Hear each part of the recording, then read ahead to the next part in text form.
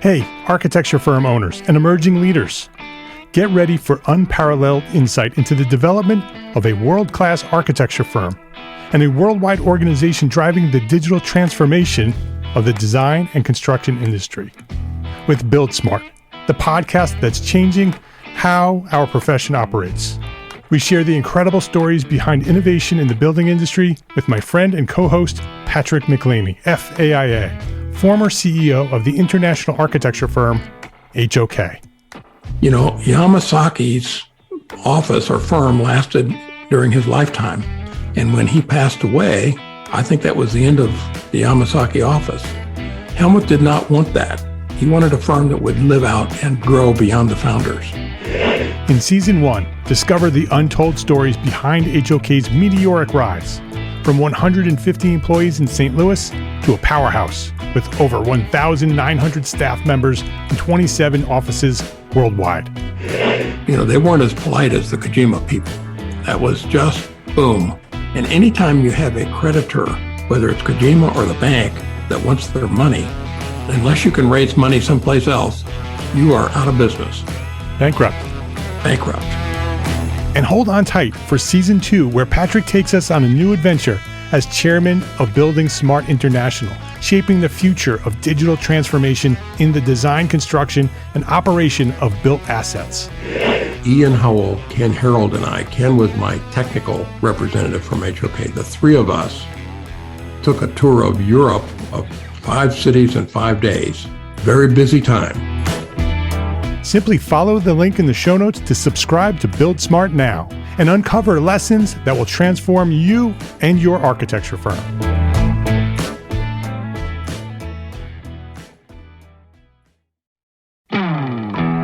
Hey, architecture firm owners and emerging leaders.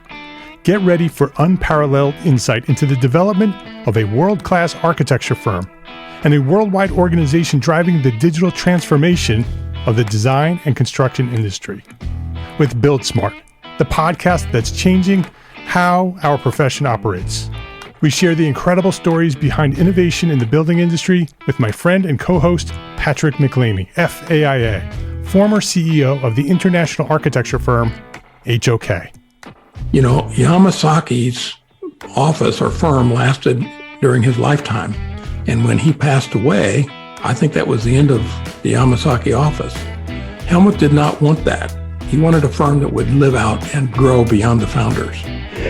In Season 1, discover the untold stories behind HOK's meteoric rise, from 150 employees in St. Louis to a powerhouse with over 1,900 staff members and 27 offices worldwide. You know, they weren't as polite as the Kojima people. That was just boom. And anytime you have a creditor, whether it's Kojima or the bank, that wants their money, unless you can raise money someplace else, you are out of business. Bankrupt.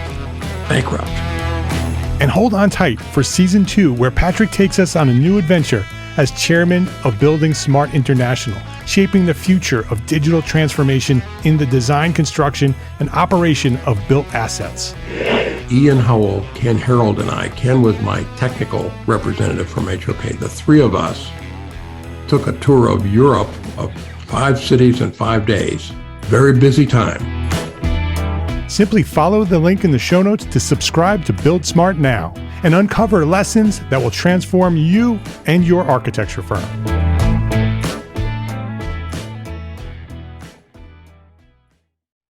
You still have time. Register today for my new free webinar scheduled for Tuesday, October 16th, 2018 at 2 p.m. Eastern Time, How to Earn 20% Profit and Transform Your Business as a Small Firm Entrepreneur Architect. This is a brand new live webinar. Register now for free at EntreArchitect.com/free webinar. My name is Mark R. LePage, and you are listening to EntreArchitect Podcast, where I speak with inspiring, passionate people who share their knowledge and expertise, all to help you build a better business as a small firm entrepreneur architect. This is episode 240, and this week I'm with Stacey Brown Randall, and we're talking about referrals without asking. This episode of EntreArchitect podcast is supported by our platform sponsors, ARCAT, the online resource delivering quality building material information, CAD details, BIM, specifications, and so much more at arcat.com. Freshbooks, the cloud-based accounting software that makes running your small firm easy, fast, and secure. Spend less time on accounting and more time doing the work that you love. And Revit Rocketship. Learn Revit the fast and easy way with a powerful online course developed by the guys over at F9 Productions. From first-time users to seasoned pros, Revit Rocketship will show you how. Stacey Brown Randall, welcome to EntreArchitect podcast. Thank you so much for having me. It's great to have you here. Let me introduce you to our audience. Stacey has dared to ask the question, can we receive referrals without asking for them? That sounds good, right, audience? After a painful business failure, her quest to build and grow a second successful business by nailing the part about bringing in new clients in an easier way, a time-efficient way, an enjoyable way that actually worked. From that drive, her 5-step process to unleashing a referral explosion was born. Stacey is the author of Generating Business Referrals Without Asking and the host of Roadmap to Grow Your Business podcast. I invited Stacey to join me today because word of mouth and referrals are absolutely the top way that most architects and architecture firms find new work. People talk about it all the time in the community. I hear about it all the time. It's the way that architects traditionally have found work. And at the same time, we hate it. We hate doing it. We hate asking for that referral. So when I learned about Stacey and her ideas about obtaining referrals without asking for them, I had to have her here. So Stacey, thank you very much for being here. I can't wait for this conversation. Well, I am very excited to share my 5 steps and what it looks like to generate referrals without asking with your community. That's fantastic. Before we get into that, I want you to go back to where you discovered this passion for what you do. Tell us that story, the story of where you discovered your passion and your purpose and how you got to where you are today. So it's really interesting. I love answering this question because I sometimes think the things we stumble on that become a passion of ours are the things we never intended to. We never thought that we would stumble or discover what we ended up being so passionate about. And the same is true with me. I started a first business. It was an HR consulting firm. And from the outside looking in, you would have assumed that business was really successful. I had clients like KPMG, one of the large 4 accounting firms, BDO, Snyder's Lance, Coca-Cola Bottling Consolidated, nice Ally list, Bank, City of Charlotte. Like I had some pretty big name clients. And so from the outside looking in, you would have thought, wow, her business is blowing up. And it was. It was just imploding. So it was doing the opposite of what you want it to do. And what I realized is that when my business eventually failed and I had to go back to corporate America and I had to get a job, what I realized was that a fatal flaw and a mistake that I made that I unfortunately see a lot of people who start businesses make is that I had not figured out how to touch business development every day. And I hadn't figured out a way to do that in a way that I was willing to do on a day in and day out basis. Because the truth is we get into business because we're really good at something, right? So your community is really good at the design and being an architect, but that doesn't actually mean you'll have a successful business. It means you'll produce quality work, and that's great. But there's this whole other part to actually deciding to run your business and to be able to run it well. And so when I looked back on my business failure and I realized, yes, I had amazing clients and I was really proud of the work that I was able to do, but I worked entirely too hard for each client I did land. And I spent a ton of time trying to land those clients. And so when I looked back, and hindsight's the beautiful thing, right? When I looked back, I realized that I hadn't figured out a way to touch business development every day in a way that would work for me, in a way that I was willing to do. And so from there, I was like, okay, I am not made for corporate America. I am not made to work for somebody else. I have done it. I did it before I started my first business. So I didn't start my first business, I think, until I was in my early 30s. So I had done it with my first business. I had been in corporate America before. I had that taste of freedom. Then I had to go back to working for someone else. And I was like, I need to own my own business, but I need to be smarter about it and I need to have some better success. So one thing I discovered was what I wasn't doing was generating any referrals. And of course, everything you hear about referrals is amazing, right? The person shows up, they already trust you, they're less price sensitive, they already see value in you, they're ready to go. They're already in the mindset of, I have a problem and you're the one I've been told who can solve it. So they show up at this different place than a cold lead does, or even a warm lead, or anybody you meet at a networking event.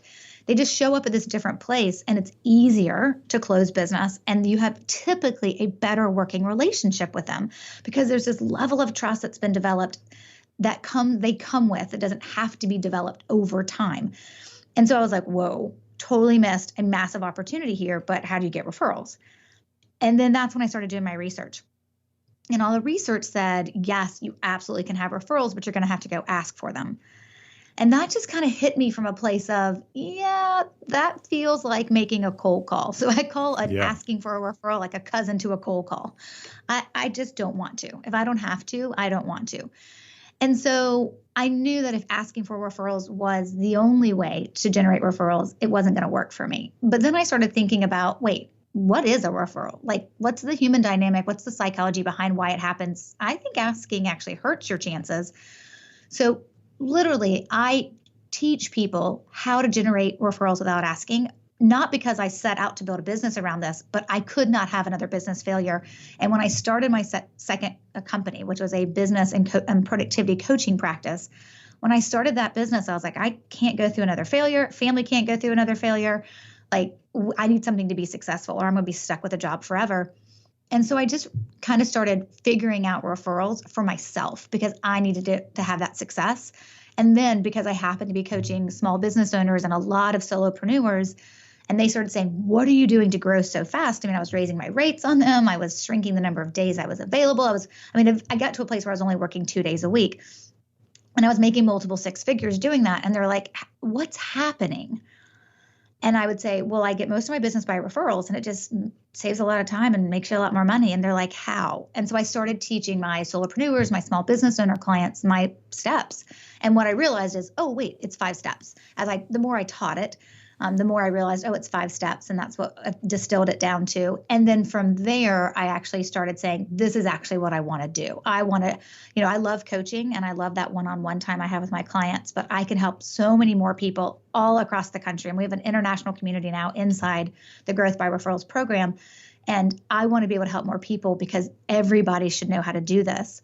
And so I transitioned my business over to more of that, online training, course type platform to help more people. But I never thought I would, right? I mean, when you think about what you're going to do with your life, if you told me one day, Stacey, you're going to have online trainings where you teach people how to generate referrals without asking, I'd be like, what?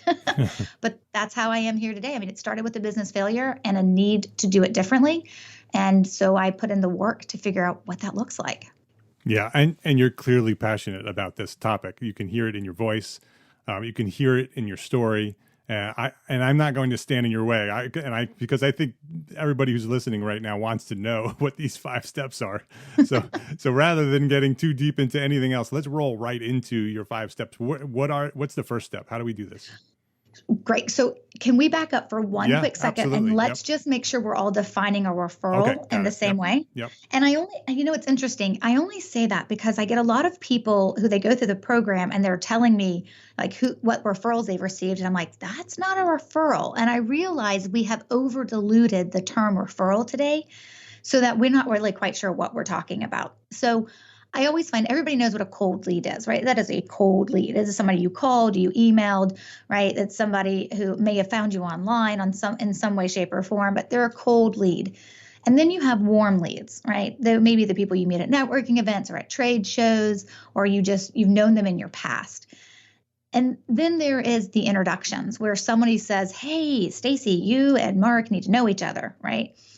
And then there's word of mouth buzz, which is where someone says, hey, Stacey, I was talking to Mark about you and he's totally going to reach out and hire you. That's still not a referral. None of those 4 terminologies, none of those sales terms Interesting. Yep. Okay. are actually referrals. a referral has two things none of those other four have. And that is there is a personal connection, like in an introduction, right? There is a personal connection made connecting, let's just use us as the example, Stacey and Mark together, right? By, let's just say our buddy Tom, right? There's a connection of us two together. Great. That is one piece of the puzzle for a referral. It's typically the only thing an introduction has. The second piece that a referral has to have is that a need has to be identified. There has to be a reason that Tom would refer you to me. So you have to be very aware that you have a problem to solve, an issue that you need to deal with, right? And you're in the problem solving mentality. You're ready to spend the money, to make the decision, to move forward. You may not know exactly who quite yet, but you are ready to do something about it, or at least learn what your options are. So the need has been identified, which is actually what word of mouth buzz has without the connection. Right. So it's like the introduction and word of mouth combined. Yes. Right. Like they're on steroids. It's basically a potential customer, somebody who's looking for your service, actively looking for your service, and has a personal connection to someone who has a connection with you. Right, because that's where the trust is transferred. Right. Okay. So and that's what very makes the important. Referral so powerful. Right. And the other thing I would say is sometimes they may not know they have a problem, but in conversation with someone they trust about business or their personal life, depending if you're B2C or B2B, right? Whatever conversation they're having, the person who's going to ultimately become your referral source, who's going to refer them to you, they're going to stumble into that conversation and they'd be like, I wish I could fix this. And the person would be like, wait, have you ever thought about this, right? So they're like, wow, I just started my firm. I really need a community. And they're like, wait, have you heard of Mark, right? So sometimes we don't always know we have the problems, but in conversations they come up. Sometimes we're very aware we have a problem and we go seeking someone to help us solve it. Either way, we're going to someone we trust and we want that person to refer the person who has the problem to us. That's very important to understand that definition of a referral, because as you were listing off those other potential leads, some of those sounded like referrals to me. And so once you identify them as a personal connection with somebody that has a need for what you do, as the definition of referral, that makes it very clear. And I think that's the important part as to when people come to me and they're like, I get referrals, but I have a hard time closing them. And that's true. I mean, some people do, but I'm always like, that really shouldn't be. Tell me what we're talking about. They're typically not talking about referrals. Right. They're talking about they're usually talking about warm leads or introductions. Yeah. And the reason why I tell folks it's so important to understand what a referral is because it's all about the driver's seat the seat that you're put in the car.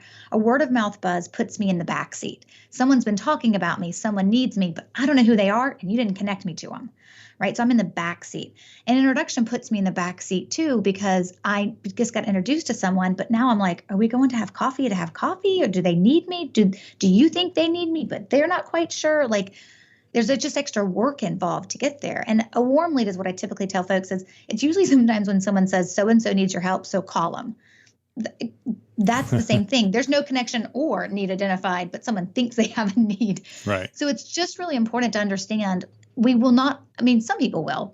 I tell most people don't focus on 100% close ratio of turning referred prospects into clients, but you should have a very high ability, unless you're getting the wrong type of referrals. You should have a very high close ratio, at least higher than your other types of sources of lead generation for new clients.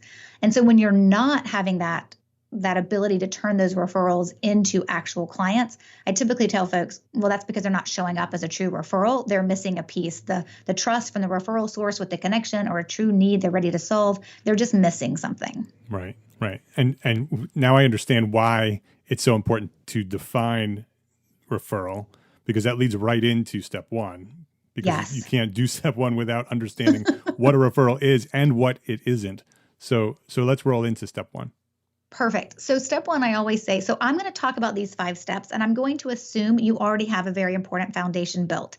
And that foundation I'm going to assume you already have built is that you are worthy of referrals, as in you do good work and you have a sticky client experience that makes your clients want to talk about you. Now, you don't just get referrals from your clients. You also get them from what I call centers of influence, which is a sub part of your network that really knows what you do, but they don't do what you do, but they also come in touch or in contact with your ideal client. So there's a chance they have the ability to send people to you. So I'm going to make the assumption here that you do great work. you build relationships, you do work enough to where you are referable. You're worthy of those referrals, excuse me. But even though you're worthy of those referrals, you're not owed them. And that's where the 5 steps start. So step 1. Wait, before you go into step 1, I want to also Yes. just add one thing to sort of set expectations here with the listeners. This is referrals without asking. This is not referrals without working. This is not a get rich quick scheme. This is not something that you're just going to pop in these 5 steps and you're going to have an automated referral machine, although it may be if you listen to it, but it's going to take work. And so I just wanted to mention that. Because when I first heard, referrals without asking, I'm like, oh, this is sort of, this will be interesting to see how these referrals are going to flow in without any work. But as I learn more about what you do and what you're referring or what these steps are, it's clear that this is a process that we need to put together. It's just like all the other business processes that you hear me talking about. This is another process for generating referrals. So I just wanted to mention that. No, and I think it's perfect that you mentioned that, because I tell people all the time, look, if you don't want to do something and you want to replace it with another activity, it's still an activity, right? You still have to do work. And I always tell folks, people are always like, why is all the advice out there that I have to ask? I'm like, because it's fast. Yeah. And it feels like the least amount of work in theory. But when you're sitting across from someone and you're getting uncomfortable and they're getting uncomfortable, then all of a sudden you realize this is not fun work at all. And I always tell folks there are 3 types of people. They're the people who love to ask. So I always say, go on with your bad self and keep asking. If it works for you, I don't understand it. But if it works for you, go. I don't want to break something that's working for you. But the other 2 groups of people are the people who hate asking, but they do it because they don't know of another way and they've been told they have to. And so they feel like they must, even though every time they do it, they hate it. And then the 3rd group of people are the people who hate to ask and fundamentally just refuse to do it. But what's happening with group 2 and group 3, based on all the advice that's out there, is, well, if you won't ask, you can't get referrals. So they think, well, referrals aren't for me. Yeah. And I always tell folks, yes, referrals are for you. But to your point, Mark, there's work to be done. And This isn't going to happen overnight. And I always tell folks, I believe that my 5 steps, watching my success and my students' success inside my program, that it will lead to a referral explosion. How you define explosion will be really, really dependent on what your business looks like. I get over 100 referrals every year when I was a business and productivity coach. I couldn't even help that many people. It was more people than I could help. That's why I could raise my rates and shrink the amount of time that I was actually working. So, but for some people, like the attorney, right? I always say, well, they may only be able to take 10 or 12 cases, right? For an architect, they may not be able to work on 50 houses in a year or 50 commercial buildings in a year, right? So it really depends on what the explosion looks like for you. But I tell everybody, it starts with a trickle. And it starts with a trickle because you have to set a foundation and you have to do some work first, and then you have to keep at it. Right. So when you think about step 1 is knowing, or what I call IDing, but it's knowing who your referral sources are. So let's ID your referral sources. Now, the easiest way to do this, depending on how long you've been in business, the easiest way to do this is to really just pull a list of all of your clients, and then either you're going to have this in your CRM database, or you're going to have it maybe in the client folder, or maybe it's going to be tucked away on some Excel spreadsheet. Depends on how you've captured this data. And there will be many of folks listening right now that'll say, oh, I never captured this data. It happens. Too many. Absolutely. I remember I was doing a private VIP session for a financial advising team. And I was on the phone with one of the advisors before our VIP session, where I go in and actually build it for them, their referral generating plan. And they were like, they got mad at me, but really at themselves that they didn't have this data tracked. He was like, how have we been in business this long and not tracking this data? I was like, I don't know. Right. So it does happen. But I call it's either going to be you're going to push a button in your CRM, or you're going to do a walk down memory lane, and you're going to pull that list of clients and you're going to try to remember, or you're going to identify, how did they hear about you? What was their source? So maybe they came through a Google search. Maybe you worked with them at a previous business and they can send referrals to you, right? You guys worked together at a previous company. Maybe they met you at a networking event. Maybe they were referred to you by somebody else. So the idea here is to consider, what's the source? we're going to end up distilling that down and kind of just eliminating all the other sources. And really what we're going to be left with are the people who were referred to us by another human. And it's those list of humans that are our referral sources. And that list is our list of gold. And I would argue it's actually that list of people are actually more valuable than your list of clients. And I say that because they're the ones that help you find new clients easier, saving time and saving money. So we love our clients, nothing against our clients, love them to death. I love all of mine. But the truth is my referral sources make my life easier and better. And so taking care of them has to be a priority. And as an architect, many of our referral sources are our past clients. They're the people who were happy with what we did, and have guests come over to their houses or into their businesses and, see what you've done. Right. And then ask the question, hey, who did this? Right. Right. And so when you think about identifying your referral sources, there's two ways to go about this. I always tell folks that the easiest way is just to pull your list of clients. And if you've been in business less than 5 years, I need you to pull all 5 years. If you've been in business more than 5 years, well, I really say at the 10-year mark, just go back at least 50% of the time you've been in business. And for those that kind of find in like, I've been in business 6 or 7 or 9 years, I'm going to let you pick. You're either going to go back all 7 years or you're going to go back 4 of your 7 years. But you need to at least go back half, if not all, of the years you've been in business and pull your clients with one caveat. And that is, if I'm going to make this example up, so Mark, you may have to direct me if I'm wrong with it. But let's say as an architect, you started out designing homes. And then all of a sudden, 4 years in, you switched to doing commercial buildings. Yeah, so common. So if that's the case, anybody who referred you homeowners, if you look back and you recognize, well, all those referral sources were other homeowners, they may not be the right referral source to be referring you commercial work in the future. So if your business direction has changed, the type of referral sources you've had or who are your referral sources, they may not be able to produce referrals for you in the future. So you may not go all the way back if your direction changed or your product or service or offerings has changed. Now, I would still look at that list and just say, but wait, who works in buildings, right? That I can let them know that things have changed just so they're aware. And so they could become a referral source. They just don't typically become them. So it's important to keep in mind, we've got to identify our referral sources. And what you do after you have those list of clients is, now I know who are the clients that were referred to me. And now I have my list of referral sources. And that is step one. And here is the secret for step one. If you do step 2 correctly, you never have to do step 1 again. It is a one-time step. Now, if you are lazy and you don't do step 2 the way I want you to do it, then you may have to repeat step 1 again, because you won't have this list of past referral sources and this list of current and active referral sources. So go ahead. Go with number 2. Okay. So step 2 is that you have to have immediate follow-up process to thank somebody for a referral. And when I say immediate follow-up process, I mean a proper immediate follow-up process, which means every time a referral is received, you have to thank by handwriting. So you have to thank them with a handwritten note. The email you send, the text you send in the moment to say thank you is great, but you have to send something that actually has more impact and is more permanent. And so that only comes through a handwritten thank you note. And that's an important piece that people sometimes overlook, because it takes work to sit down and pull out a card and write thank you on it. I will tell you, though, it really only takes a couple of minutes, but we perceive it to take so much time. And so it's really important we have that follow-up process, because here's the reason why. Why should I send you any more referrals if you can't properly thank me for the one I just sent you?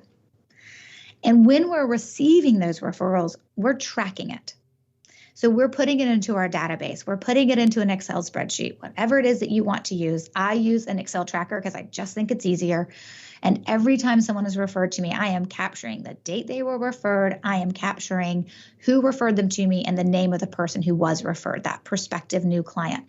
And so I am capturing that information so that at the end of the year, I know all of my referral sources for this year, and then I'll know them for next year, and I'll know them for the next year. So I never have to repeat step 1 again. So yes, it's important to do an immediate follow-up, as in sending a thank you card. It is also important to make sure, as part of that thank you process, that you're also tracking the referral that was just received and by the referral source name. Right. If you don't have that database that is identified in step one, you don't have some system in place that's capturing who referred you, then now's the time to start. We go back, go back to your last 5 years, like Stacey said, and develop that database with that information. And then all of these new thank yous that you're going to send out, you're going to track them in that same database. Yes, absolutely. And for those who are like, hey, I'm brand new, I don't have a CRM yet. Well, then I'd say just pull out an Excel file and start tracking it this way until you get yourself to a place of knowing it's time to make a CRM investment. Yep. But track it. Even if you're tracking it on paper. Paper's not going to be the best way because it's hard to search and you'll lose track of it. But at least it's there. I have from the last 20 years, I have a pile of client contact information sheets that I have that has every referral that I've ever had that then I send off to somebody to help me. I scan them and then those get put into a database. That's not the most efficient way, but that may sort of help you get this database set up. You probably have some sort of system, maybe in your initial notes that you have a way of collecting the information when a call comes in. Maybe you have that systematized. On that, there may be a note on there that says, this is who referred you. Those are the kind of things that get put into that database that you can then use for the rest of the process. Yeah, and I would say for the people who have a database, most CRMs or databases that you're going to use, and I find this spans across industries, there's always a place for new client name and then like the source, like where they come from. But what I find with drop downs is it may be Google ad and it may be trade show and it may be referral, but just capturing that client came through a referral isn't actually good enough. I need you to add a field to your CRM so you can capture the name of the person that referred them to you, because that's the only way the data is going to do you any good when you go to pull it, you need every quarter, every 6 months, or every year. Right. And the other question I have about thank yous, you said that it has to be a handwritten note for this to work. Yes. And as soon as you said that, I heard a lot of people sigh. Actually, they groaned. Right, because now there's another thing. There's another thing they need to do that takes time. Two questions. One, does it have to be written by you? Can it be written by an assistant as long as it's something that you're saying and you sign it? And the second is there any other way? Is there an automated system because in my mind always goes to, how do you automate this? The first thing I want to know is, how do you automate this? If I can't automate it, can I delegate it? Yeah, so I love that, right? As someone who is a certified productivity coach, my brain goes to the exact same place. How do I automate this? How do I delegate it? How do I get it off my list so I can focus on other things? Right. But I don't have an answer you're going to like. That's okay. That's why I asked it. Just not one you're going to like. So here's the thing. Mark, when I send you a thank you card, what does it say to you? That you care. Right. That I care and that I took time for just you. It's really hard to multitask in the middle of writing a thank you card, or you'll never finish it, right? Yeah. That when you're sitting down to write a thank you card, and we don't necessarily consciously think this when we receive one, but it's subconsciously in the moment of how we feel. Like, wow, they care enough about me that they sat down and wrote a card. We don't think that, but our brain knows it. And that's that warm, fuzzy feeling we get when we pull a card out of that stack of bills and junk mail that's sitting on our kitchen counter or in our office when we go to check the mail. And so you can't have that same impact, that same sense of, wow, they gave up their time and they care for me, if you're delegating it to an automated third party that's going to even pretend to make it look like it's done in your handwriting by some really sophisticated robot. Yeah, or even an assistant who's writing it by hand. That was my next point. My next point is that if no one knows your handwriting, you probably can get away with it. But the minute you send something else that has your handwriting, the disconnect will be there. And actually, it's going to have more of a negative impact. Yeah. Because they'll be like, really? Like you couldn't and let's be honest, I'm thinking architects sometimes, don't you guys sign your plans, right? And things like that. Right. And there's handwritten notes that maybe when we're meeting, we're talking about things and I see you taking notes, and maybe you take those on iPads or whatever. But a lot of times we're still we get a sense sometimes when we spend time with the people that we have hired. Right now, maybe I'll never know what someone's handwriting looks like from Amazon because I don't talk to anybody at Amazon. But a relationship that's built with an architect that I'm going to trust to build something for me or design something for me that someone else will build, so that I don't waste my money and I don't make a massive mistake, we're going to spend time together and we're going to have a certain relationship. And so when I get a handwritten card, I will assume it came from your handwriting.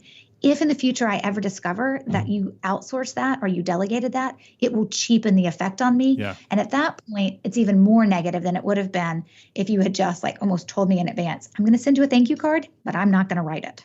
Yeah. Yeah. I could imagine that. And architects have very distinctive handwriting. We're taught to write very clearly because that's the way when we used to do handwriting on drawings, it was a very specific way we had to write. And so many architects have a very distinctive handwriting. And it's a distinctive handwriting that says architect.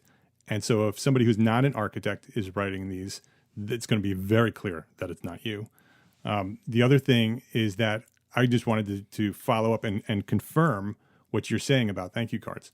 I get probably, I don't know, maybe a dozen thank you emails a month for what I do at EntreArchitect.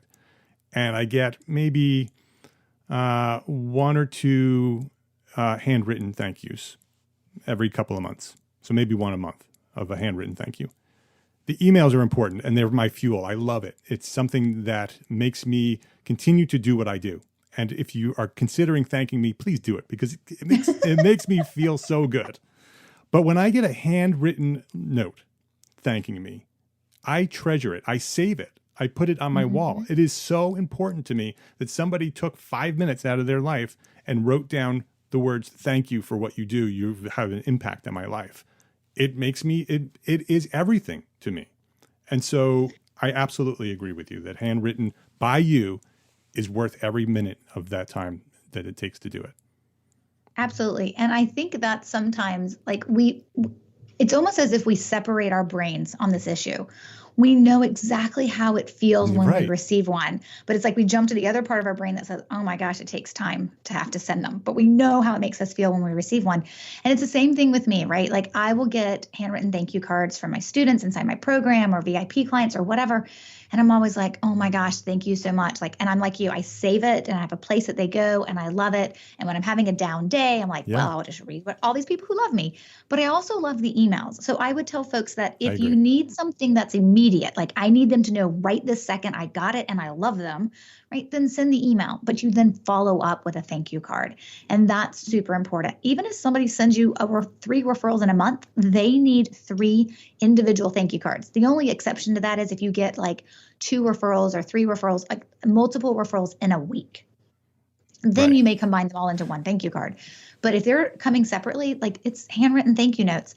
And the truth is, I always tell folks, you know what? You know you have a healthy business that says something deeper about you than just you're a great architect when you actually get to sit down on a monthly basis or a weekly basis write a thank you note.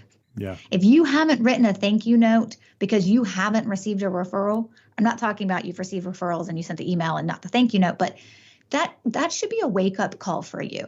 That should be a wake-up call to say, what am I not doing that's not putting myself in a position to be able to receive referrals? And most of the time, it's not that you're doing crappy work. I mean, it could be, but it's probably not that. It's probably that you don't have a truly identified referral generating plan that is allowing you to do the things you need to do so people think about you in a referral mentality. And this thank you card is such an easy one to do, and it has such an impact. The email makes us feel good. It has a momentary impact. The thank you card makes us feel good because it has a long-lasting impact, because typically we don't throw them away and we look at them from time to time. Yeah, and I'm sure there's lots of time that you're spending now on things that are not working. And you can identify them pretty quickly because you're probably doing them now. And take that time. Stop doing some of those things that you're calling marketing and calling, connecting that is generating nothing, and take that time and go write a thank you card. Absolutely. It's not the hardest thing you'll ever do. I promise. And it is, sometimes I do have folks who say, well, my handwriting stinks. I'm like, well, then you're going to write really, really slow so that it doesn't stink in that thank you card, but you're not getting out of it. And I think our architects like to write, so I don't think that for something like that, I think it allows them to exercise that architectural handwriting that they no longer use because the computer's sitting in front of us, and so it'll be fun to write some thank you cards. Yes, absolutely.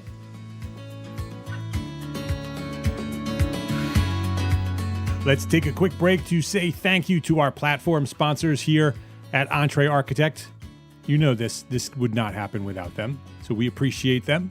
I want you to appreciate them. I want you to reach out and say thank you to them. It's ARCAT, Freshbooks, and Revit Rocketship. Green Build in Chicago.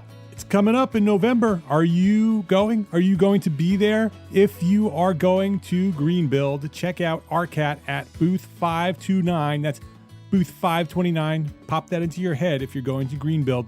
This year's theme for the Green Build convention is human by nature, focusing on sustainable buildings and practices that are accessible to everyone.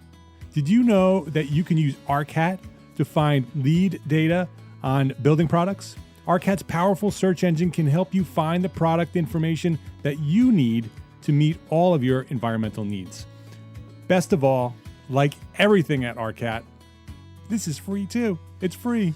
Check out ARCAT at arcat.com, ARCAT.com, and visit them at Greenbuild this November 14th and 15th, 2018, if you're listening to this in the future, at booth 529. That is Greenbuild, booth 529, and let them know that I sent you, EntreArchitect. Hey, Freshbooks has been a platform sponsor here at EntreArchitect for years now. Very long time. They're a great supporter. But do you know how Freshbooks actually came to life? This is a good story. Freshbooks came to life when their founder, Mike, accidentally saved over an invoice. Have you done that? And when Mike did that, he kind of snapped. He was using Microsoft Word to bill his clients. He had studied accounting at school, but found that every accounting software on the market was built for some other business, not for him. And he was frustrated, and he wanted something different, something better, something designed for him as a self-employed professional. Are you a self-employed professional? Well, he built it. Today, millions of people are using FreshBooks, and on average, FreshBooks customers save about 16 hours per month. What could you do with 16 extra hours? Getting started with FreshBooks is ridiculously easy. Most people start sending their first invoice seconds after they start their free trial. The same goes for time tracking, managing expenses, collaborating with contractors, and viewing financial reports. So give FreshBooks a try. You can try it for free for 30 days. Just visit EntreArchitect.com/FreshBooks and then let them know how you found them in the How Did You Hear About Us section. You just post EntreArchitect in that little slot there and let them know. That's EntreArchitect.com/FreshBooks will get you your free, unlimited 30-day trial. Revit Rocketship. I love saying that. I love the way that sounds. Revit Rocketship. Revit Rocketship is a new online course developed by our friends Alex Gore and Lance Psycho over at F9 Productions. Those are the guys who host Inside the Firm podcast. Have you listened to that? That's a great show. Their new online course will get you up and running with Revit fast and easy. It's completely different than anything else available online about Revit. You're going to learn how to model in Revit like it gets built. And you won't even need to start from scratch. Alex provides you with the complete ready-to-go template to get started. It's the actual Revit template that his firm, F9 Productions, has developed over the past decade and uses it today. He walks you through their proven method of developing a Revit model and ends up with a completed set of construction drawings that you can use for your portfolio or reference when you develop your next project. Revit Rocketship is based on years of experience using the software, and they teach it at the university level, so they know how to get you up and running fast and easy. And I love that Alex and Lance are sharing their knowledge, and I want you to check out Revit Rocketship. So register today for Revit Rocketship at EntreArchitect.com/Revit. That's EntreArchitect.com/REVIT. ARCAT, Freshbooks, and Revit Rocketship. Please visit our platform sponsors today, and please thank them for supporting you, the EntreArchitect community.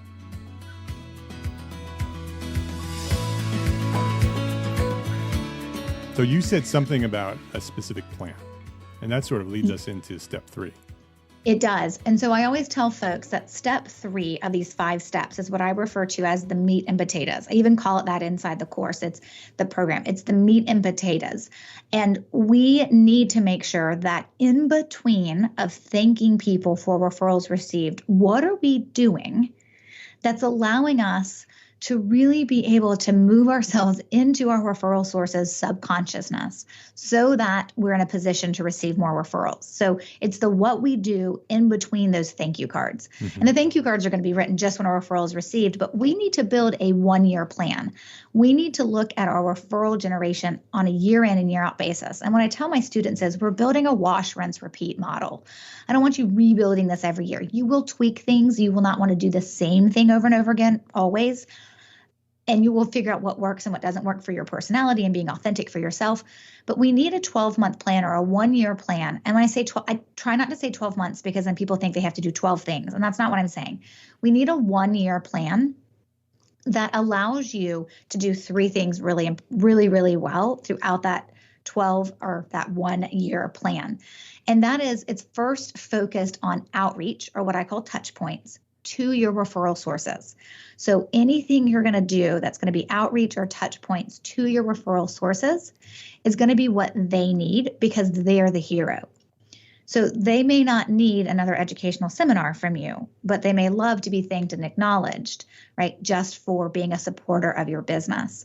So all outreach or all touch points that we do within that 1-year plan, right? The outreach to our referral sources, the touch points to our referral sources that we're going to do it about them. The second thing is that we're going to make them memorable and meaningful. And I call this minding your M&Ms. We're going to make this meaningful and memorable, meaning that just sending you a card created by a third party that comes out every month for some wacky day is not going to have the same impact as you actually trying to be more memorable and meaningful than that. Sending out your e-newsletter every month and thinking that's going to get you to be, memorable and meaningful is not going to cut it. So you're going to have to think about, what am I going to do, this outreach, these touch points for my referral sources that's about them. So what do they need that is going to keep me memorable and meaningful, but I'm also comfortable doing it, right? And then the third piece is it keeps you top of mind because we are not interested in keeping in touch. Keeping in touch is the once a month text message reminder that says, hey, you need to text so-and-so or call so-and-so because you haven't talked to them in 30 days or 90 days or whatever. That's keeping in touch. And on some level that works when you're in the prospecting and the marketing plans, but in your referral plan, we need to be transcending keeping in touch, and we need to focus on being top of mind. We stay top of mind when what we do is memorable and meaningful and is all about our referral source. Those 3 work together. They're not 3 individual pieces. So let me give you an example because I think it's really important for people to be able to visualize what I'm talking about. So I'm going to use a gift as an example, but it is one of many different types of things you can do as part of your touch points. I always tell my clients or the students who are going through my program, I always tell them that it's easy to talk about gifts because we can all see them in our minds, right? I can say a gift and you know exactly what I'm talking about. But that is not all the things that our referral sources want from us. And in fact, a lot of people would prefer, gifts are not their love language, right? So they would prefer not to be receiving gifts from you all the time. So I'm going to use this as an example, but please don't mistake in that for, oh, I've got to, send gifts out a couple times a year that'll make me memorable and meaningful and keep me top of mind. But let me just use this example. So when you know who your referral sources are, you should know things about them. Right now, you may not know every single referral source right down to who's their favorite baseball team and are they gluten, free, or you don't have to know all those types of things, but you should know some commonalities that your referral sources have in common. And so one of the things I know about my referral sources is because when I was a productivity and business coach and I coached working parents who owned businesses, that was kind of my niche. Solopreneurs, small business owners, but they were parents as well running their business. Because I'm a parent, right? I have 3 kids under the age of 10. And I had a business failure, so I just had a lot of information and knowledge in terms of helping someone not end up where I ended up. And so when it just worked for me that was the path I walked in and that was the niche that I developed. So a lot of my referral sources were also working parents, not always running their own business, but they were also parents. So one thing that I recognized every year is what I call an off-guard holiday, and that is Mother's Day and Father's Day. Because I knew 80% of my referral sources were mothers or were fathers right? That I could hit that because Mother's Day and Father's Day fall back-to-back months. It makes it really easy to make that a touch point. And so for my top referral sources that were moms, on Mother's Day, they received from me a Wonder Woman water bottle. But here's the key to this Wonder Woman water bottle, okay? On the card, it said, "Never forget, you are a hero. Happy Mother's Day, Stacey." When they removed that card from that water bottle, there was nothing left on that water bottle to remind them of me. There was no logo imprinted. There was no logo sticker on the bottom or on the back. It was just the Wonder Woman water bottle, because it is about them. It is not about That's me. important. Right. But because it was a Wonder Woman water bottle for Mother's Day from someone who knows they're a mom and knows what they go through, right, it was memorable and meaningful.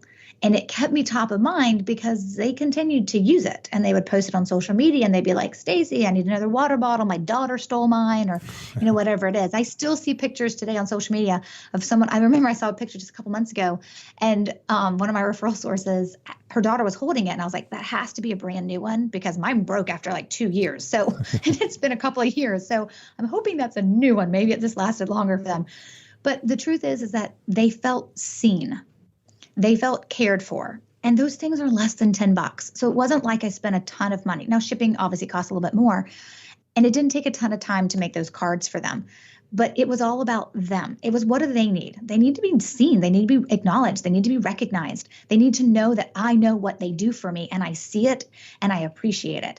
It needed to be memorable and meaningful, and it needed to keep me top of mind. And it accomplished all three of those things. Now, I'll be honest, sometimes just an unexpected random thank you card for no apparent reason, not because I've received a referral, can have the exact same impact for 49 cents of a stamp. So I'm not advocating that you have to send gifts. I'm just using this as an example, as one thing you can do to be top of mind, memorable and meaningful, and making sure you're focused on the right hero, which is the referral source. That's an excellent example. I have a few questions about this step. Yes. Number one, how many top resources, how many top sources of referrals are we sort of targeting? So it really depends on the number of referral sources that you have. When you do step one, if you identify that you have a group of referral sources that are actually sending you 5 or more referrals a year, you may want to group those together, separate from the ones who are just sending you 1 or 2 a year. And the reason for that is for 2 reasons. Not only do we want to track how many referrals you're going to receive now that you're implementing this 1-year plan, I also want to know, did you take anybody who was giving you 1 or 2 referrals a year and moving them up to giving you 3 or 4 or 5 or more a year, right? So we're going to be tracking a couple of things here to actually, and I'm preemptively telling you about step 5, but we want to make sure that we're tracking so we know the results that we're actually receiving. And so when you think about your different levels within your referral sources, it really depends on who your referral sources are. When students go through my online program, I always tell them sometimes you only have 1 level because you don't really have anybody else who's ever sent you more than 1 or 2 referrals, and you may have 2 people or 10 people that have sent you referrals, right? Some people are going to have like a couple of dozen of referral sources, and they're going to need to separate them out by level because these things can get pricey. Right. And it's part of the template that the online students, when they go through my program and they're in step 3, which is actually module 3 within the program, when they're going through and they're actually building what this looks like, there's a whole section on, okay, we got to consider budget. And so we consider budget for all these things too. So we know that we can actually afford it throughout the year, and then make sure we're not doing too much or we're not doing too little. But sometimes that means we're separating out our referral sources. So my top referral sources may have gotten the Wonder Woman water bottle, right? The next level down of referral sources may have gotten something different, right? It may have just been a Mother's Day card when I took some time and wrote a handwritten note to them. So it really depends. It's situational. It really depends on how many referral sources do you have, and then do you have discrepancies in terms of number of referrals received in the past that we want to go ahead and start segmenting them out. And then but we don't overcomplicate this. Please hear me. We don't overcomplicate this. You can never have more than 3 groups because it's just too much. It's just way overcomplication. Yeah. So it's important to sort of, if you have a lot, because that's what I'm imagining. Okay, I've just identified 100 sources, and now I'm sending out 100 water bottles. So it's identifying them, then identifying the top, maybe 5 or 10 of your most successful sources, and right, and doing something for all of them but sort of being able to identify the different levels. That's really key. What's interesting that you said maybe I have like 100 referral sources. Most people don't. Mm-hmm. They think they do, or they're pretty sure they don't. And then they're always surprised when they go through step one. And what I find is most people, depending on how long they've been in business and how much they have started to actually generate referrals, most people are lucky to hit a dozen. Most people find it themselves in that couple of dozen. Okay. Area. And that goes back to the definition of referral, because that's good. That's going to whittle down that 100 list into 12. Yes. I mean, one time I worked with somebody and they had pulled out their referral sources. And I was like, why is this person a referral? And they're like, well, they referred themselves. I'm like, no, that's not how it works. That's not a referral. That's not cheating. A referral. And a repeat client isn't a referral. We love them. Yay, repeat clients. And they're not a referral either. Right. Okay, great. And then one other question before we get into the next step. And I acknowledge that this is a long episode, but this is really powerful and I don't want to stop. So we're going to take the time that we need, as long as you're okay with that, Stacey, and we're going to go through all 5 steps here. I am. I would never leave your audience hanging. That would be cruel. 4 and 5, you're going to have to go pay for it. No, just kidding. No, not yet. and so here's my other question about this subject, this step, number 3, creating a plan. You said that you want it to be specific, specifically meaning and memorable to that specific person. It needs to be something that's about that person. And you said that you know something about that person, that you know that person's a mom. Do you have any strategy to recommend on how to get to know your referrals better?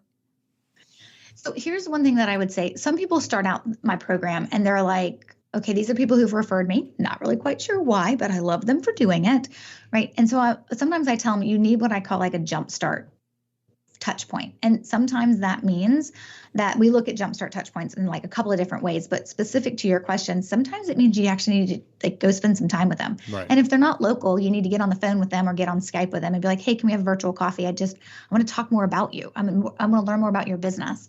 And then just have a conversation where there's no particular outcome other than you're walking away with information about them. And I also think that this stuff develops over time because no one just meets you one time and becomes a referral source. So, I have a master class that I teach to people who come to my program and they're like, I don't have any referral sources. I'm like, well, stop, back up. And you need to go through a training that'll teach you how to turn somebody into a referral source. And it's a process. It is work in and of itself before they're going to start referring you, and you can drop them into, the 5 steps and kind of work them through the referral generating plan that we build in the program. And so you have to understand we are talking about building relationships, and we can only build relationships really through like ongoing connection and communication and knowing people. And sometimes that means we have to take notes right as we walk out of a meeting or in a meeting so we remember things about them. But you did say one thing I wanted to clarify. Yes, it is important that I know things about my referral sources, but I'm looking for commonalities. Mm-hmm.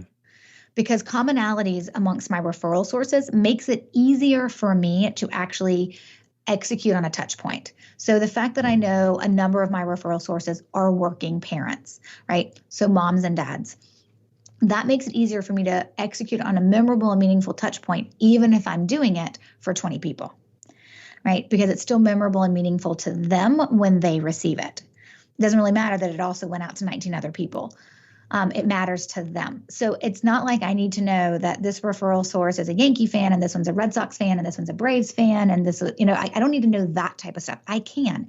And if you have somebody who's referring you double-digit referrals, you really should know them inside and out. And you really should do some things that's just you and them, right?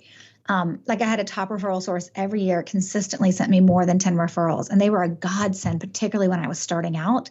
And so and it was a female, so it worked out. I would not recommend this with the opposite sex, but and I literally took her to a bed and breakfast for a night and was like, I just want to celebrate you. We're going to go to a bed and breakfast. I'm going to get us rooms. We're going to go to dinner. We're going to hang out. And we had become friends. So this wasn't weird, right? Like this was like, yeah, I'm going to go and she's thinking about, I'm going to go hang out with my friend Stacey. And I'm thinking I get to go hang out with my friend, but I also get to make sure that she's really, really aware how much she means to me and that she means enough to me that I want to celebrate her in this way. And so that matters because at the end of the day, what we ultimately want to know is that people appreciate what we do for them and we don't want to take it for granted.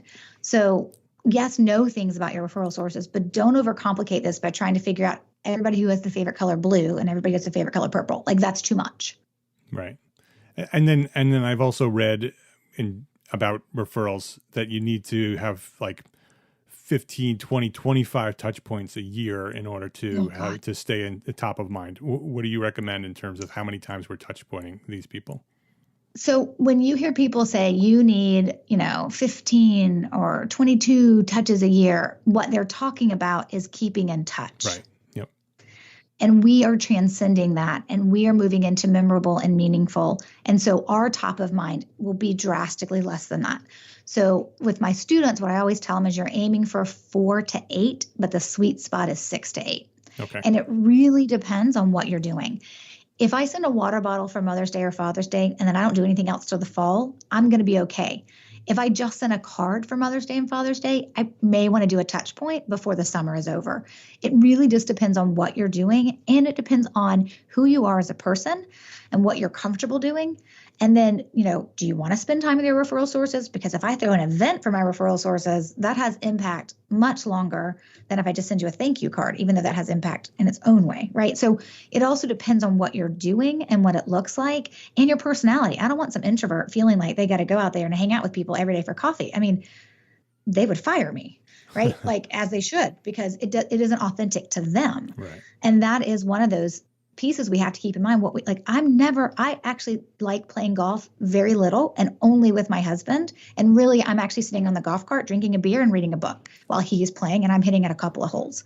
That's the honest. So even if my referral sources love to play golf, I'm not taking them out. I may send them to play golf, but I'm not going to do that because that won't be authentic or fun for me. So it's also recognizing what you want to do and what works for you and what works for your budget.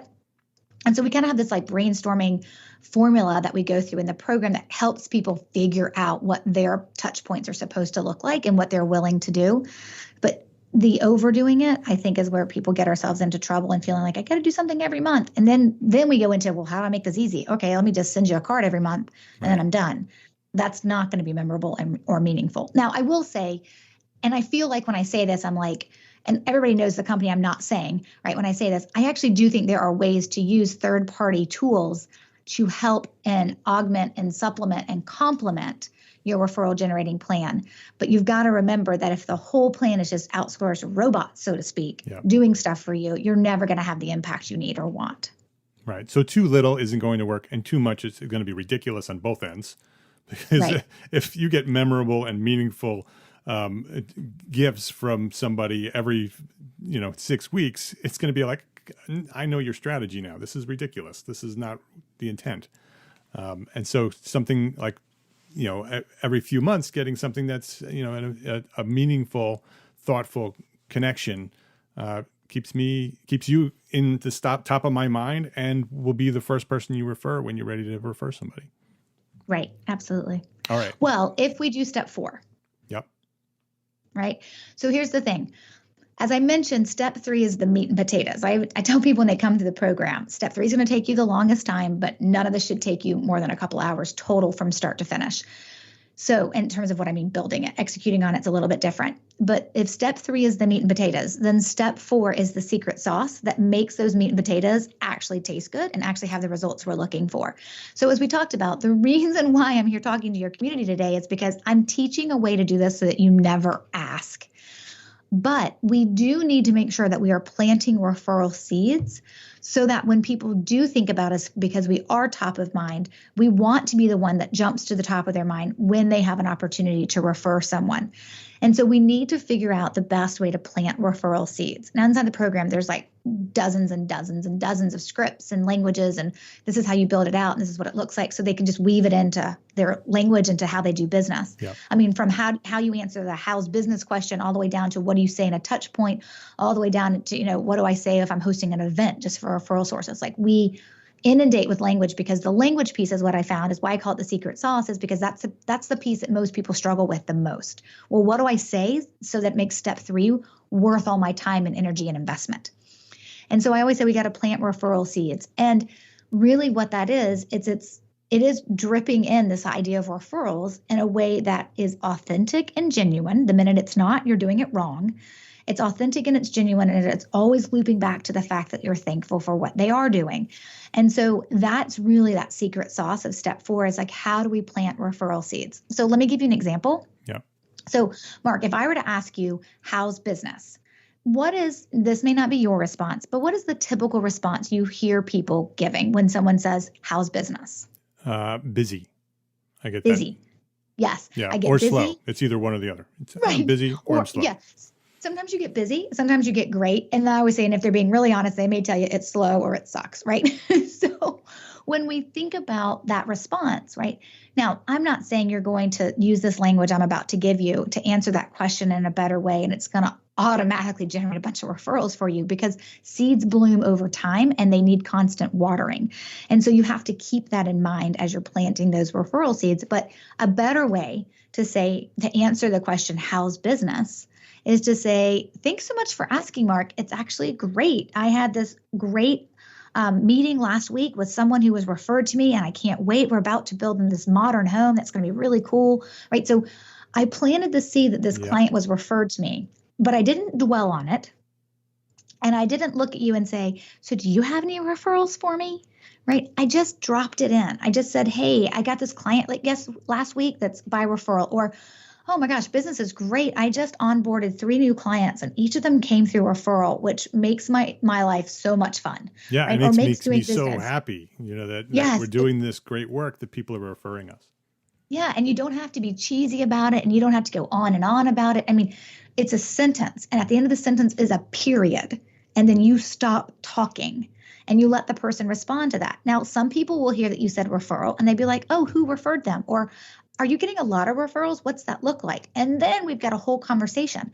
And if not, right, and they're like, oh, great. And then you fill in the blank with, so how's your business going? Or how are you doing? And the conversation just shifts back to the softball tossing. We've still planted the seed.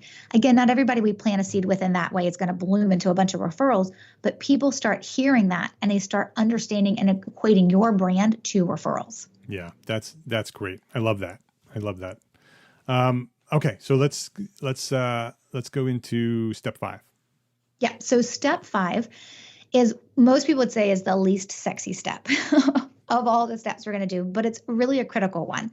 So I always say what you've just built with step 3 and step 4 is that year-long, right, referral generating plan. And with those thank you notes as you receive referrals and knowing who your referral sources are from step 2 and step 1, what you've ultimately created for your referral sources is an experience. And every touch point builds on the next one and plants seeds, and it creates this experience for how they feel about you. And it comes back to that Maya Angelou quote. I'm going to butcher it and I apologize, but people won't remember what you did or what you said, but they will remember how you made them feel. Yeah. And an experience is going to have an impact on their feelings. So throughout this year and every year, you're giving them this experience. But we're business owners, and a lot of us work by ourselves. We're solos, or we have a very small team.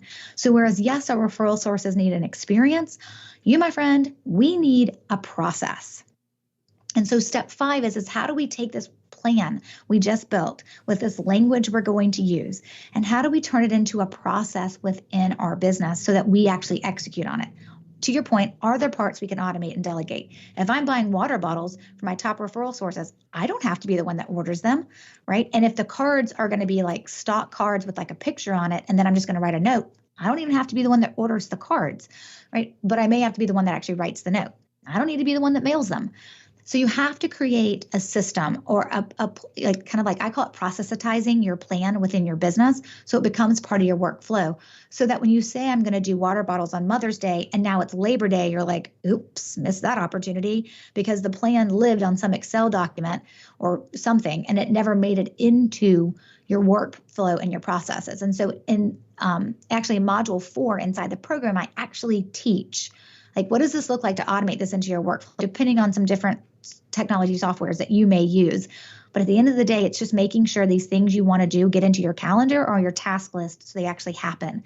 And then you're measuring what's happening. You're tracking every referral received, and you are measuring your results. When any student comes into my program, the first thing I ask them to do is set a goal. How many referrals did you receive last year? Okay, great.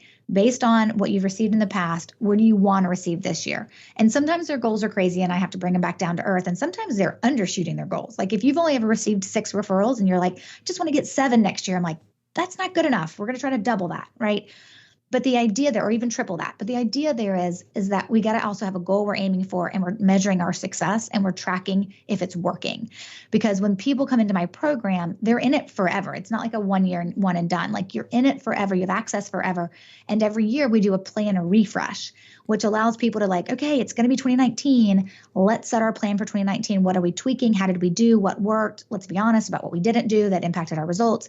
And so there's a way to set up for next year. But if you don't set a goal and then track and measure your results, you can't tell me how it went, which doesn't help us figure out what do we need to tweak for the next year and the next year and the next year. Yeah. And in terms of automation and delegation, from listening to all these steps, there's a lot that you can automate and delegate. It's really just you have to define who these people are in step 1. You have to do that.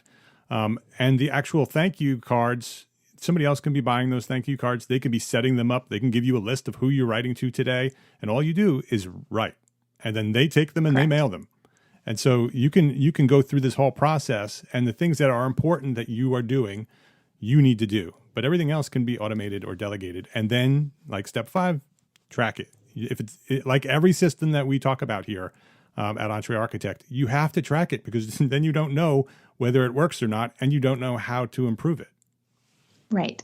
Exactly. And then we don't know if it worked. Right. Right. I mean, and I think that's the issue. I mean, when I tell folks, I'm like, when you make an investment with any software or database or training or program, mine or anybody else's, like you need to do it and then you need to execute on it. Right. And then you need to make sure it's working. And so I always tell folks is that, yes, there's some work involved to actually build it. But to your point, the execution of it, there is usually parts of it, lots of parts of it that can be outsourced. You just have to build it in place so someone knows what they're executing on. Yeah. So just to wrap things up, it's step 1, identify your sources. Step 2, immediately thank them. So create a thank you process. Step 3 is to create a 1-year plan. Step 4 is plant referral seeds. And step 5 is to automate and measure. And so Beautiful. Fantastic. This has been a super interesting and informative episode here, because I'm going to go rebuild my referral system based on what you just talked about. This sounds so powerful. And I know there's things that I'm doing that are not working, that I can just eliminate those things, take that time that I'm spending on that, spend it on building this plan and this system. And I don't see how this doesn't work. You know, if you go through these 5 steps and you actually do this, I cannot see how this would fail. And so I'm super appreciative of you spending the time with us and sharing this information. Oh, it is my pleasure. I believe that everybody should have this information because it does make business easier. And if I can keep anybody from walking down that business failure path, I am all for it. Yeah. Well, thank you. Before we wrap up, I want to ask you my one question that I ask everybody. Yes. What is one thing that a small firm architect can do today to build a better business for tomorrow? You just gave us a whole system on what they can do. But is there one thing that they should do right now to build a better business for tomorrow? I love that question because my answer is always, it's step 1. Sometimes just knowing who are the people who refer people to you helps you think different and act different. Just knowing that list of names. And so if you do nothing else, though, Lord, I think that would be a massive missed opportunity. But if you do nothing else, but you take time to figure out who are my referral sources and identifying, do you have some? Do you have a lot? Are you surprised by who's on the list? Are you surprised by who's not on the list that you could have sworn was going to be on the list? That data and knowledge for your business is so, so very powerful. So that would be the one thing. Do it now. Do it today. Don't wait. Figure out who are your referral sources. I think that is such a powerful step for everybody. So good. So good. So it's StaceyBrownRandall.com. You can learn about everything about Stacey and her programs at StaceyBrownRandall.com. That's Stacey with an E and Randall with an A-L-L. So StaceyBrownRandall.com. You can check out her podcast, Roadmap to Grow Your Business. And she just is publishing a book. Right now it's in pre-order, did you say, Stacey?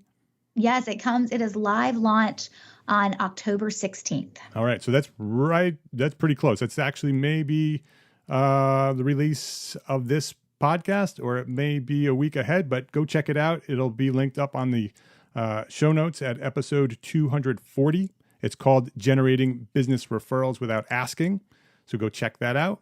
You can learn more about that on the website as well. All over social media as Stacey Brown Randall. You can just search for her. Or again, go to the show notes. We'll link all that stuff there. And a quick tip.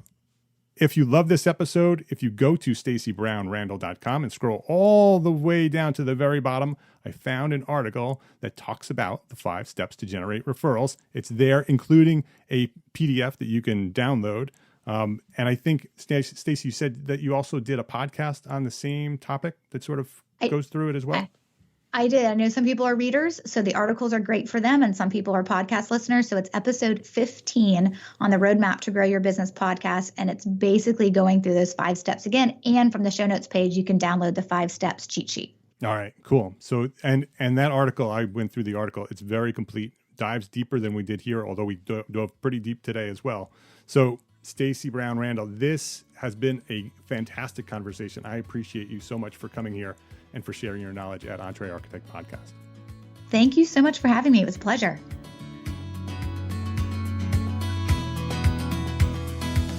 So there you go. This is one of those episodes that could change everything for you. This is one of those episodes that you will listen to over and over again. This is one of those episodes that you should share with your friends, because this is looking at referrals in a totally different way.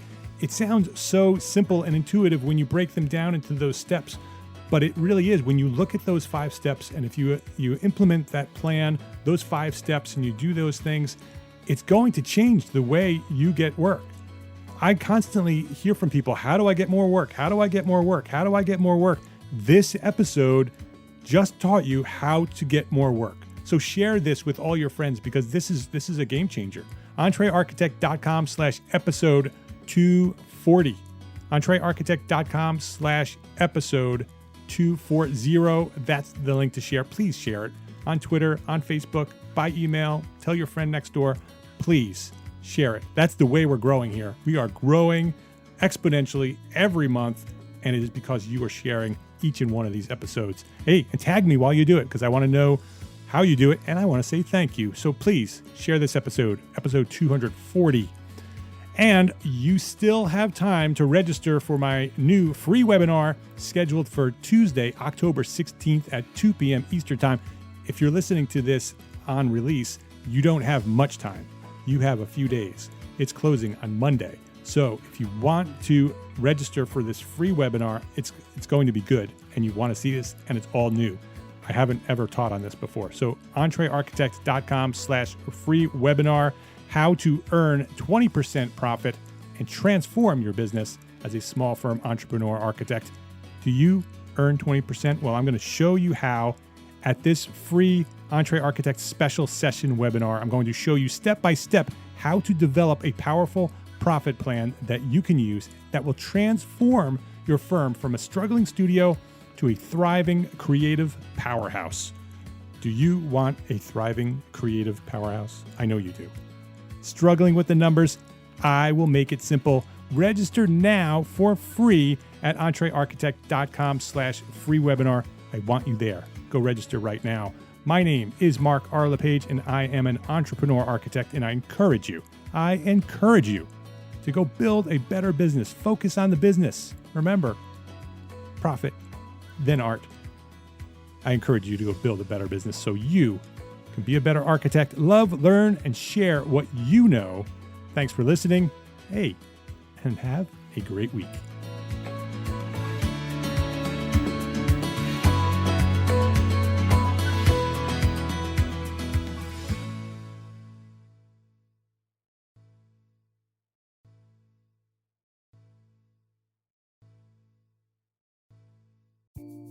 Imagine earning continuing education credits while doing exactly what you're doing right now. Well, you can. Gable Media has revolutionized the way you earn your continuing education credits with a groundbreaking approach. Forget running around town and scouring the internet for credit-worthy courses. Fulfill your CE requirements effortlessly by listening to engaging podcasts just like the one you're listening to now.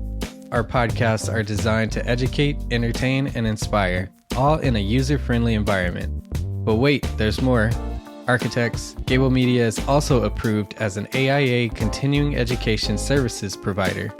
Upon completion, we handle everything, from reporting your hours directly to the AIA to storing your certificates in your personal Gable Media profile for your self-reporting needs. So follow the link in the show notes and start earning your credits in the most innovative and entertaining way possible with Gable Media. Attention architects and creative minds, get ready to supercharge your brand with Build Your Brand, the podcast that's unlocking the secrets of branding success for creatives.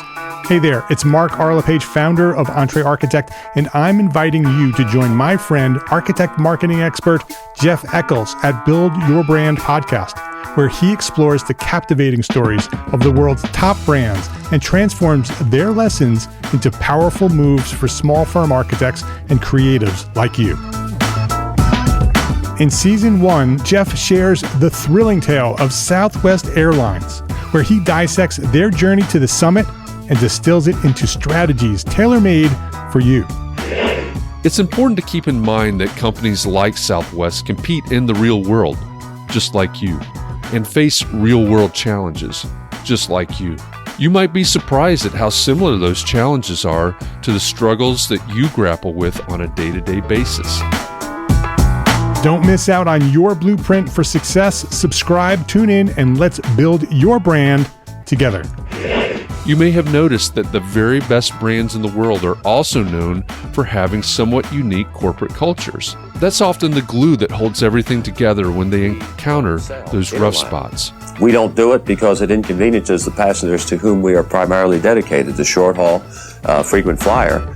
Follow the link in the show notes to subscribe to Build Your Brand today. Remember, no matter the size, the journey's the same. Your brand's journey to the top starts here.